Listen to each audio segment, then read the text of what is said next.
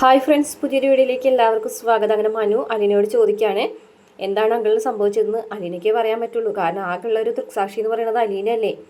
അലീനയ്ക്ക് എന്താ പറയാനുള്ളതെന്ന് ചോദിക്കുമ്പോൾ അലീന പറയാണ് 2 ദിവസം മുമ്പ് ഒരു കുഴപ്പം ഉണ്ടായിരുന്നില്ല, നല്ല സന്തോഷത്തോടു കൂടിയിട്ടാണ് വന്നത് അവിടേക്ക്. മാത്രമല്ല എന്നെ അടുത്ത് വിളിച്ചിരുത്തി എനിക്ക് ഭക്ഷണം വിളമ്പി തന്നു. അത് കഴിഞ്ഞതിന് ശേഷം നല്ല സ്നേഹത്തോടു കൂടിയിട്ടൊക്കെയാണ് പെരുമാറിയത്. ആൾ അത്ര കൂളായിരുന്നു, യാതൊരുവിധ കുഴപ്പമൊന്നും ഉണ്ടായിരുന്നില്ല എന്നൊക്കെ പറയാൻ കേട്ടോ. പക്ഷെ പെട്ടെന്ന് ഇങ്ങനെ ആൾക്ക് ഇങ്ങനെയൊക്കെ ചേഞ്ച് ആയതെന്ന് എനിക്ക് മനസ്സിലാക്കാനേ പറ്റുന്നില്ല. ഞങ്ങൾ ബാലേന്ദ്രൻ സാറ് പോയതിന് ശേഷം ഞാൻ റൂമിൽ ചെന്ന് നോക്കുമ്പോൾ ആ മാതിരിയായിരുന്നു റൂം കിടന്നിരുന്നത്, അടിച്ച് തെറിപ്പിച്ചിട്ട്. അന്ന് എന്നെ സ്നേഹത്തോട് വിളിച്ച് എന്നോട് കുറേ കാര്യങ്ങളൊക്കെ പറഞ്ഞിട്ടുണ്ടായിരുന്നു. ആ കത്രിക എടുത്തുകൊണ്ട് വരാൻ പറഞ്ഞു. അതിന് അന്ന് നടന്ന സംഭവങ്ങളൊക്കെ അലീന പറയാണ് കേട്ടോ. എന്നിട്ട് പറയുന്നുണ്ട് അത്രയും നല്ല രീതിയിൽ പെരുമാറിയിട്ട് ഒരാൾ പെട്ടെന്ന് അങ്ങനെ ഒരു മാറാനായിട്ട് എന്താണ് സംഭവം എന്ന് എനിക്ക് മനസ്സിലാവുന്നില്ല. പോയ സാറല്ല തിരിച്ചു വന്നപ്പോൾ എന്നോട് വളരെ ദേഷ്യത്തിലാണ് പെരുമാറിയത്. അലീനോട് ഒന്നും തുറന്നു പറഞ്ഞില്ലേ. ഇല്ല, നീ മാറി നിൽക്കടി എന്നൊക്കെ പറഞ്ഞിട്ടാണ് അകത്തേക്ക് കയറി പോയത്. അകത്തേക്ക് കയറി പോയിട്ടും മുത്തശ്ശിനോടും അതെ, വളരെ അത്രയും നല്ല രീതിയിലല്ല മുത്തശ്ശിനോട് സംസാരിച്ചത്. എന്നിട്ടും ഞാൻ കാപ്പി കൊണ്ടുകൊടുക്കാൻ ചെന്നപ്പോൾ മുറിയിൽ തോക്കുമായിട്ട് നിൽക്കുകയാണ്.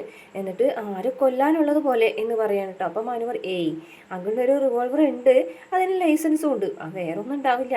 പക്ഷേ എനിക്ക് തോന്നിയത് ആരോ കൊല്ലാൻ ഉദ്ദേശിച്ച് നിൽക്കുന്നത് പോലെയാണെന്നൊക്കെ അലീന പറയുകയാണേ. അങ്ങനെ രണ്ടുപേരും വീട്ടിലേക്ക് എത്താണ് കേട്ടോ. അപ്പോൾ രോഹിത്തിനെ വിളിച്ച് വിവരം പറയാനായിട്ട് മനുവിനോട് അലീന പറയും. അപ്പോൾ രോഹിത്തിന് മനു വിളിക്കാനായിട്ടോ. അപ്പോൾ മനുവിൻ്റെ കൂടെയാണ് എന്താ മനു ഏട്ടാ എന്ന് ചോദിക്കുകയാണേ. നീ എവിടെയാ എന്ന് ചോദിക്കും. ഞാനിവിടെ കോളേജിൽ നിന്ന് പോന്നോ, കോളേജിൽ നിന്ന് ഇറങ്ങി. നീ അച്ഛനും തമ്മിൽ 2 ദിവസം മുമ്പ് എന്തെങ്കിലും പ്രശ്നം ഉണ്ടായിരുന്നോ? അച്ഛനായിട്ട് ഞാനൊരു പ്രശ്നമില്ല. അച്ഛൻ വന്നാ എന്ന് ചോദിക്കാൻ കേട്ടോ. അപ്പോൾ അച്ഛനായിട്ട് നീ യാതൊരു പ്രശ്നവും ഇല്ല.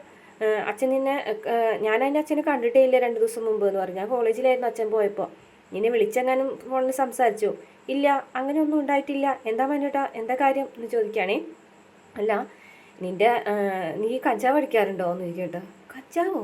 ദേ മനേട്ടാ, വെറുതെ എൻ്റെ മെക്കിട്ട് കയറാൻ നിൽക്കണ്ട കേട്ടോ. നിങ്ങൾക്കൊക്കെ മെക്കിട്ട് കയറാനായിട്ട് ഞാൻ മാത്രമേ ഉള്ളൂ എന്നൊക്കെ ചോദിക്കുകയാണേ. അല്ല, ഞാൻ ചോദിച്ചതേ ഉള്ളൂ നിന്നോട്. മനുവേട്ടൻ എന്തിനാ ഇപ്പോൾ ആവശ്യമില്ലാത്ത കാര്യങ്ങളൊക്കെ ചോദിക്കുന്നത്? എന്താ സംഭവം, എന്തിനാ വിളിച്ചതെന്ന് ചോദിക്കും. നിൻ്റെ അച്ഛൻ വയ്യാണ്ട് ഹോസ്പിറ്റലിലാണ്. അതിനിപ്പോൾ ഞാൻ എന്ത് ചെയ്യാനാ? നീ ദേവമാതാ ഹോസ്പിറ്റലിലേക്ക് ചെല്ലിയെന്ന് പറയും. ഞാൻ അവിടെ ചെന്നിട്ട് എന്ത് ചെയ്യാനാ? എനിക്ക് അവിടെ ചെന്നിട്ട് എന്തെങ്കിലും ചെയ്യാനുണ്ടോ എന്നൊക്കെ ചോദിക്കുകയാണേ.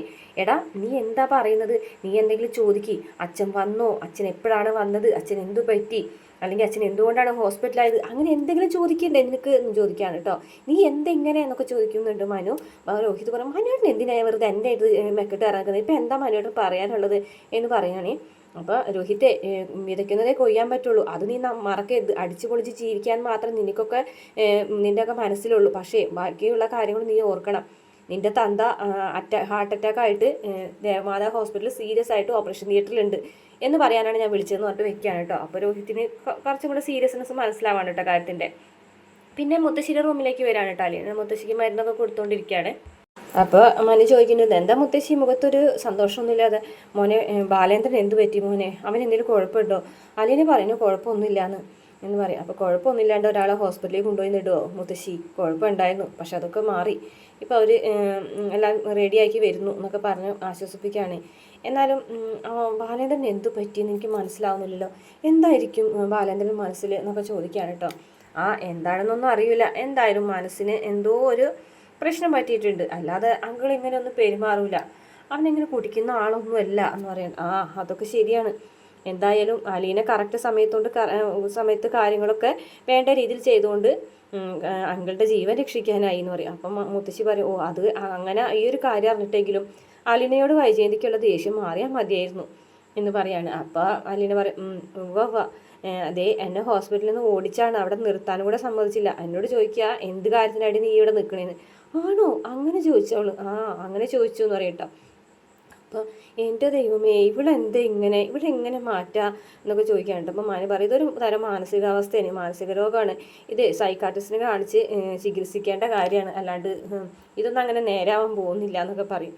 അപ്പോൾ അലീന പറയും ഞാൻ ഇന്നലെ പോകാൻ നിന്നത്, എല്ലാവരോടും യാത്ര പറയുകയും ചെയ്തതാണ്. ഇനിയിപ്പോൾ ബാലേന്ദ്ര സാറ് വന്നിട്ട് ബാലേന്ദ്ര സാറിൻ്റെ കൂടെ പോയിട്ട് പറഞ്ഞിട്ട് പോകാമെന്ന് വിചാരിച്ചിട്ടാണ്. ഞാൻ നാളെ പൊയ്ക്കോട്ടെ മനുവേട്ടാന്ന് പറയട്ടോ. അപ്പോൾ മനു പറഞ്ഞിട്ട് നാളെ എന്തായാലും പോകണ്ട, നീ എന്തായാലും ഈ ഒരു അവസ്ഥയിൽ പോയാൽ ശരിയാവില്ല എന്ന് പറയട്ടോ. അപ്പോൾ മുത്തശ്ശി പറയാം മോളെ നീ ഇപ്പോൾ പോകണ്ട എന്ന് പറയും. അപ്പോൾ മനു പറയുന്നുണ്ട് എന്തായാലും ഇത്രയൊക്കെ ആയില്ലേ ഇവനിപ്പോൾ അങ്കിള് വന്നിട്ട് പോയാൽ മതി എന്ന് പറഞ്ഞു. 2 ആഴ്ചയെങ്കിലും ആവില്ലേ സാറ് വരാനായിട്ട്. ആ 2 ആഴ്ച എന്തായാലും ആൻറ്റിയുടെ ശല്യം എനിക്ക് ഉണ്ടാവില്ല, അക്കാര്യത്തിൽ ഉറപ്പായില്ലോ എന്ന് പറയും. പക്ഷേ ഇടയ്ക്കിട്ട് വരുമല്ലോ, വരുമ്പോഴേ തക്ക മറുപടി ഞാൻ കൊടുത്തോണ്ട് നീ അതിനെക്കുറിച്ച് ആലോചിച്ചൊന്നും ടെൻഷൻ അടിക്കേണ്ട. എന്തായാലും എൻ്റെ അടുത്ത് മെക്കിട്ട് കയറാനൊന്നും വരില്ല, നല്ല മറുപടി ഞാൻ കൊടുക്കും, അത് ആൻറ്റി ആയാലും അമ്മ ആയാലും എന്നൊക്കെ പറയാൻ കേട്ടോ.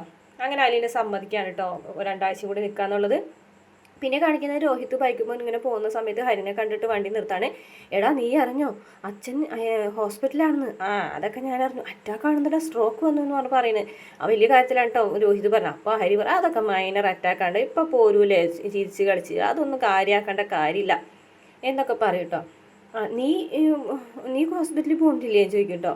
ഓ ഞാനൊന്നും പോകില്ല, ഞാൻ ഹോസ്പിറ്റലിലേക്ക് പോകുന്നു. നീ എന്തിനാ ഹോസ്പിറ്റലിലേക്ക് പോകുന്നത്?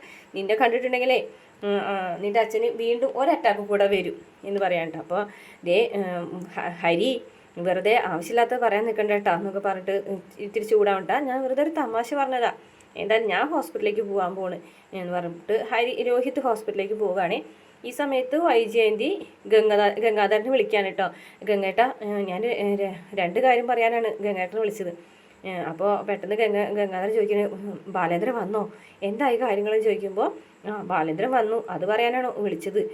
വേറൊരു കാര്യം കൂടി ഉണ്ട്. എന്താ? ബാലേന്ദ്രന് സ്ട്രോക്ക് വന്നു.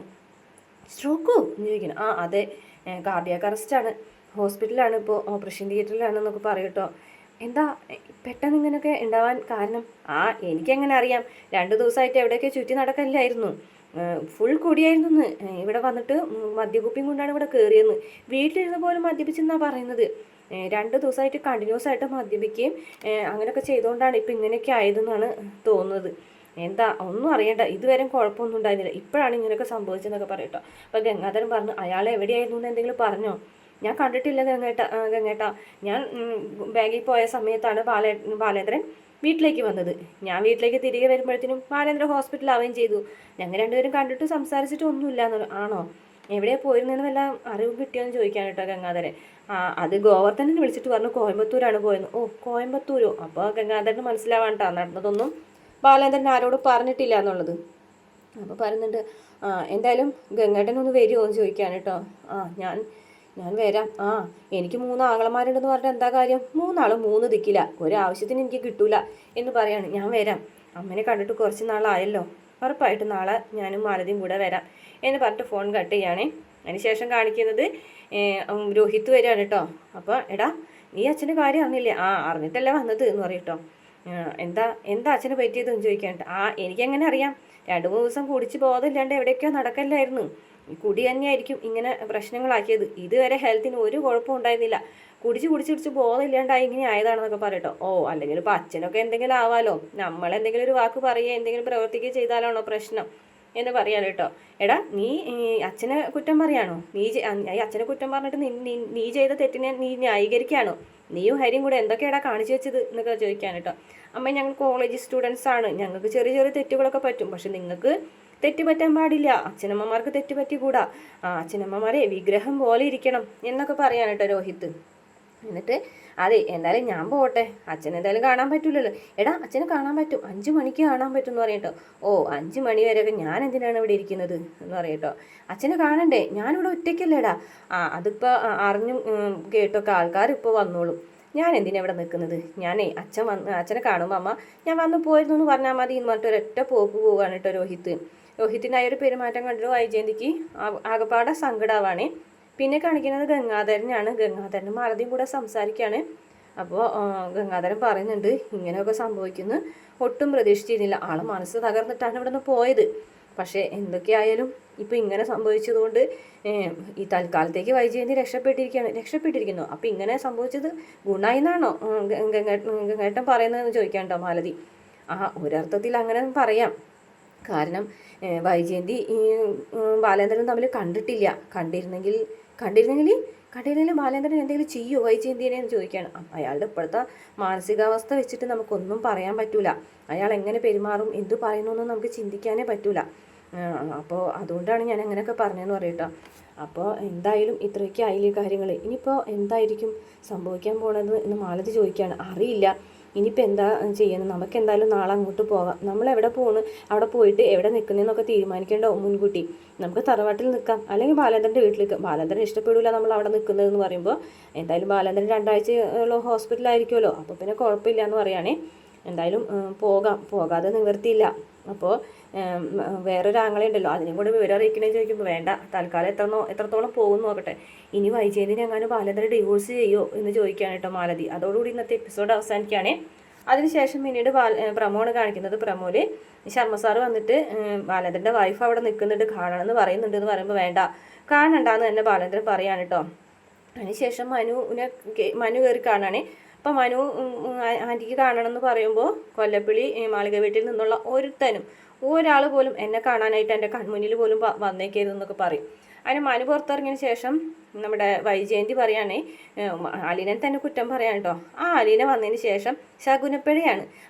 അലീന വന്നതിന് ശേഷമാണ് വീട്ടിൽ ഇത്ര അധികം പ്രശ്നങ്ങൾ ഉണ്ടായത്. അലീന കാരണമാണ് ഈ ഒരു പ്രശ്നങ്ങളൊക്കെ നിലനിൽക്കുന്നതെന്നൊക്കെ പറഞ്ഞിട്ട് ഇങ്ങനെ അലീനെ കുറ്റം പറഞ്ഞുകൊണ്ടിരിക്കുന്ന സമയത്ത് ശർമ്മ സാറ് വരികയാണ് കേട്ടോ. ആ കുട്ടി എവിടെ? അലീന. ആ കുട്ടിയാണ് കേട്ടോ നിങ്ങളുടെ ഭർത്താവിൻ്റെ ജീവൻ രക്ഷിച്ചത്. ആ കുട്ടി ചെയ്ത കാര്യം ചെറുതൊന്നുമല്ല.